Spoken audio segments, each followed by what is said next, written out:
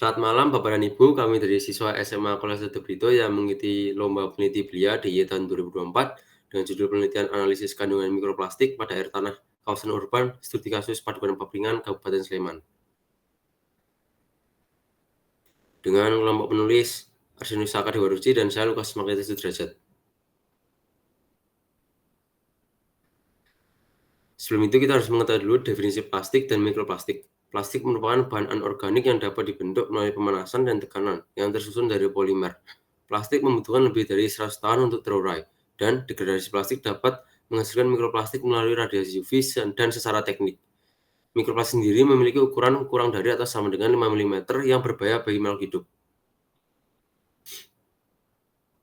Latar belakang dari penelitian ini ialah Padukan Papringan yang merupakan daerah urban yang menghasilkan limbah organik dan anorganik termasuk plastik dari berbagai sumber seperti industri, rumah tangga, pasar, dan perkantoran, serta bertujuan untuk mengetahui keberadaan mikroplastik pada air tanah di daerah Padukan Papringan.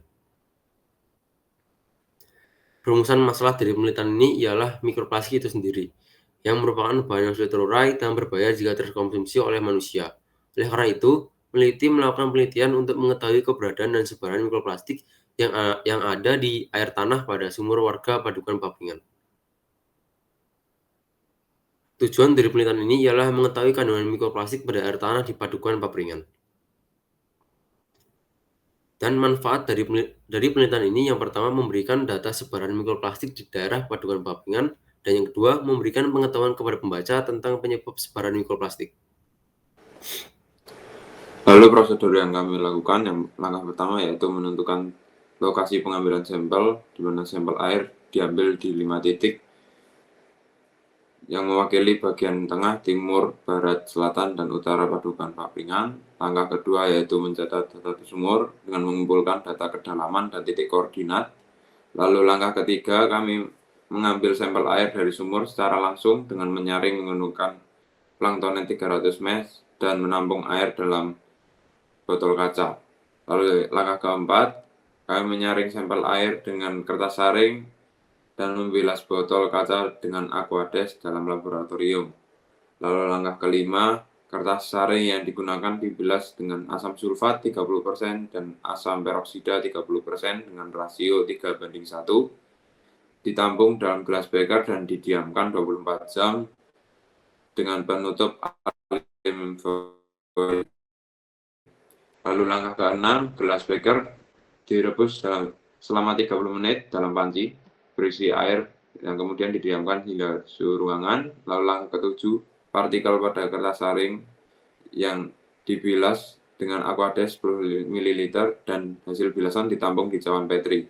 Lalu langkah ke-8, kami melakukan analisa kandungan pada sampel menggunakan mikroskop untuk menganalisis partikel mikroplastik, mencatat dan mendokumentasikan hasil pengamatan. Lalu didapat hasil sebaran spasial mikroplastik. Di daerah utara terdapat 1 jenis foam, di daerah timur terdapat 3 jenis fragmen dan 1 jenis foam, di daerah selatan terdapat 1 jenis film, di daerah barat kami menemukan 1 jenis fragmen, di daerah tengah kami menemukan 1 jenis fiber dan 1 jenis foam. Dan berikut merupakan dokumentasi dari hasil yang kami lakukan. Lalu dapat disimpulkan bahwa sebaran spasial mikroplastik di Padukan Papringan berbeda di setiap daerah penelitiannya. Di setiap 10 ml sampel air ditemukan 4 buah mikroplastik dari sampel bagian timur yang didominasi jenis fragmen 3 buah dan jenis foam 1 buah. Bagian barat didapati mikroplastik berjenis fragmen dengan jumlah 1 buah. Bagian utara ditemukan 1 buah mikroplastik berjenis foam. Bagian selatan memiliki 1 buah mikroplastik berjenis film.